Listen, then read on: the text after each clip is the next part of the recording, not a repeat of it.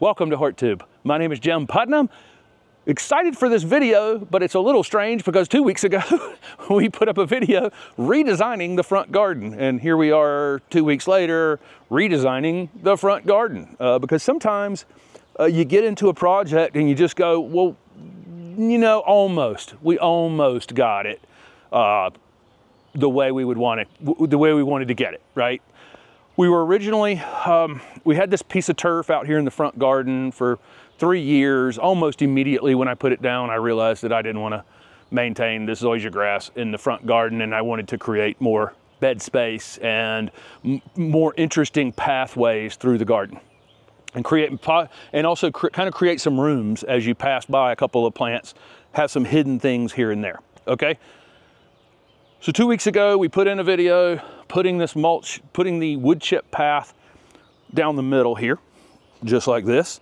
And then we put in some annuals along the edge, just like that, and kind of check mark. We said in the video we were gonna put a bench over here on this side. And then we started looking at it and just thinking that this doesn't run down the middle.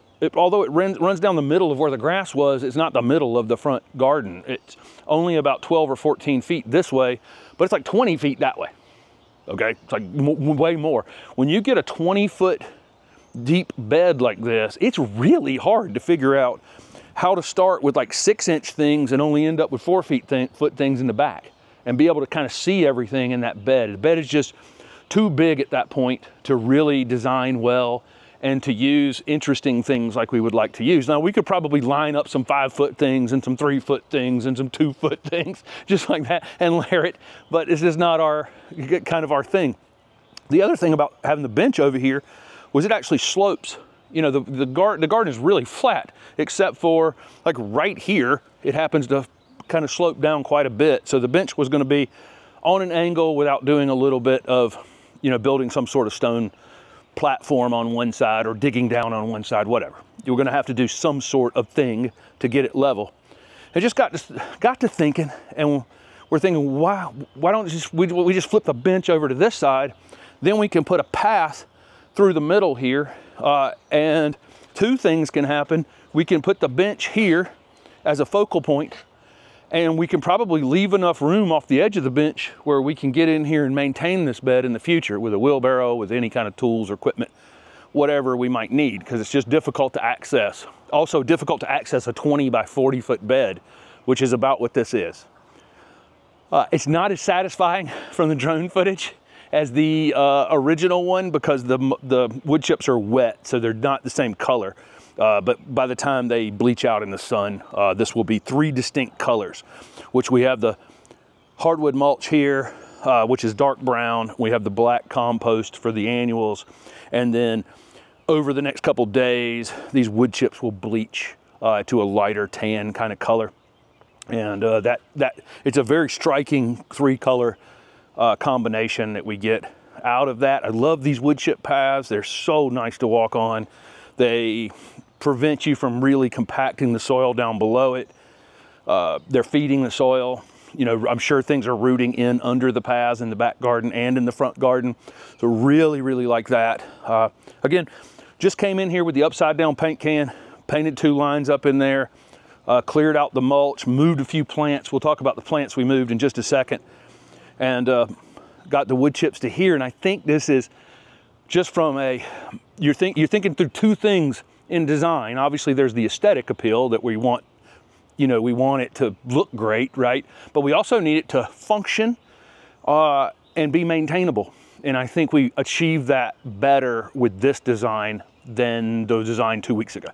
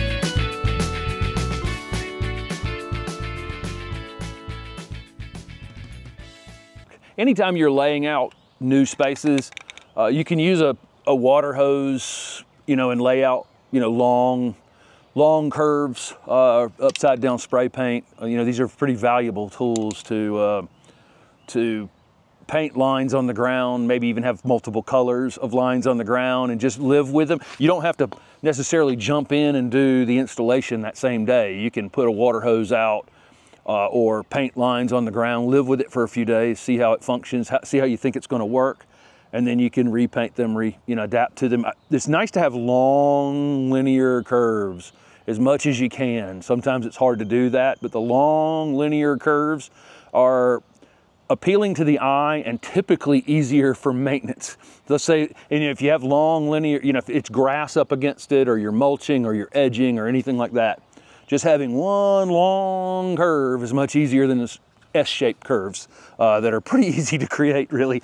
Okay, I had to pull out some daffodils and some species tulips. These are Barrett Browning, big, nice, beautiful daffodils. No problem really pulling them out. The ideal time would be as the foliage was almost completely died back to the ground, would be the ideal time to have dug these up. But you know, you do what you have to do. They're going to just go right back in the ground tomorrow in a different location. We do have a lot of bulb foliage still up. This place was just unbelievably showy with bulb flowers 2 or 3 weeks ago, and now, you know, we're kind of at that in-between point where new annuals have gone in the ground, perennials are emerging and starting to think about flowering, and the bulb foliage is still up. It's like there's definitely a window. Some of the earlier flowering shrubs have finished.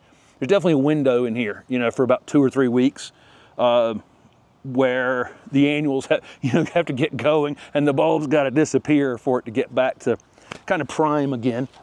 There is a Cryptomeria japonica that I showed in another video a few days ago that I planted here and then designed this new path and moved it over there. Quick and easy move this evening. This is an unnamed Cryptomeria japonica. The person who sold it to us had not given it a name yet. So at some point I'll know the name of it, but it's really super compact form. Really like that plant. Had to move one coneflower out of the path. And then again, there were bulbs right here in the center of this space. There's a few blue pansies that we're leaving for now. They can stay in here another month or so. They don't look all that great because the rabbits had been chewing on them, but it gives us a little bit of color while we're waiting for all the other action to take place. Way back here, if Steph can follow us back here, we have the Shiraman Hinoki cypress. So this is Chamaecyparis obtusa Shiraman. This one gets tall and upright. It'll outgrow, a lot of these conifers in the garden will outgrow whatever space we put them in at some point. But we moved it from a location that was along that path back here to give it a little bit more space. Not the fastest growing thing. So at some point, again, it'll get bigger than we want it, but that's 10 or 15 years from now, and I'm not worried about 10 or 15 years from now at all. Like all Chamaecyparis obtusas, it's soft to the touch. It's really interesting. We have, I don't know how many Chamaecyparis obtusas we have in the garden, but every single one are different, very different. They're thread leaf, or they're fern-like, or they're, you know, just kind of interesting, strange shapes. They're thread, you know, they're just all over the place. Interesting habits and shapes, and even foliage, you know, highlights in them as well. And then we'll jump over here and take a look at a couple more. We've shown off the other 3 better boxwood. So Renaissance makes number 4. Renaissance is the most compact of all of the better boxwood varieties. This one you can keep between 1 to 2 feet in height and 1 to 2 feet in width. Kind of the perfect plant if you have a low foundation, your foundation's on a slab, you have a very low front porch, you're looking for something compact that stays evergreen. They're hardy in zone 5 to 9, so pretty much most people watching can grow them. They're blight resistant boxwoods, and we've shown off the other 3 varieties. All 4 of them are perfect for different types of spaces. This one I think people are going to buy in fairly good sized numbers because, you know, if you have those kind of spaces below windows, they're going to look great, you know, as soldiers lined up like that or in a mass planting. Probably do great on a bank or a slope. It would be good in a very small container. If you needed a container plant that, you know, stayed really small and was cold tolerant to be a, you know, would be a great candidate for that. And again, blight resistant, and that makes number 4. We're going to use them in some different ways over the course of the season. We're going to be adding them to our garden project down in Wallace that we're starting down there. It'll be next year before we do any planting down there, but if you're following along with that project, there are going to be better boxwood included in that project as well. But it's really nice because all 4 of them, I think, no matter what kind of space you have, if you're looking to add an evergreen that's just kind of super, super low maintenance, one of the 4 varieties will fit that space perfectly. I thought I'd take the opportunity to point out the Blue Star Creeper while we're doing this little rearranging project tonight, because it's almost here in full bloom. These will bloom from mid-spring until early summer. This is an Australian native, and it's good in moist, well-drained soil, but it can take some dry periods. Great along the edge of these stones. Just a really great little matting ground cover. It can, you know, this is in its 2nd year or so, and I can see that it's starting to get some legs on it. It wants to move about a bit, so we may have to cut it back, you know, and put it back in its place at some point. But just a really neat, delicate little ground cover. And we have, you know, we have lots of these that we've added, and we'll go through.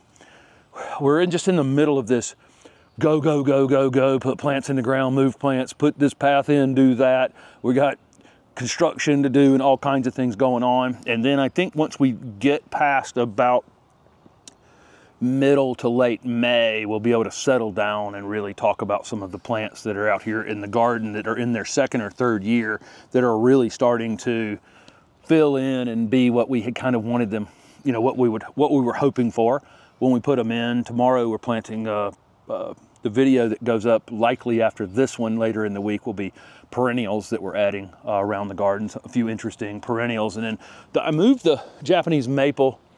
I've talked about it in a video maybe a week or 2 ago, that a deer got into the garden and ate this thing down to nubs last year. It had one little place down below the graft where it had a small branch on it. I don't see anything coming back from that, from where I took it off.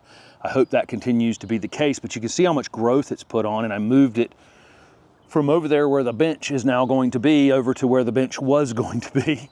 And it's kind of the perfect little dwarf Japanese maple to go in front of the evergreen dogwood, which I think the evergreen dogwood over time will be limbing itself up a bit, and it already is. I can see in the middle that it's thinned a bit, and I need to reduce some of the weight on that plant overall. I'll probably be limbing it up a bit and then taking a bit of weight off of it later, but this will be the perfect little underplanted, perfect little underplanting for it in the future, and it's going to take up most of this space in the future. Most of course, on a Japanese maple, they look like they grow so fast in the spring. This thing has gone from nubs to this, and I took a big branch off of it. You know, there was one wild branch that I cut off of it, but it looks like it's just going to grow like crazy, and then it'll hit 90 and just kind of stop. It'll be done growing for the season at that point. But pink filigree is this variety. This is one we had gotten from Mr. Maple maybe a couple seasons ago at this point. So there you go. Big changes here in the garden. And rechanges. we changed it, and then we changed it again.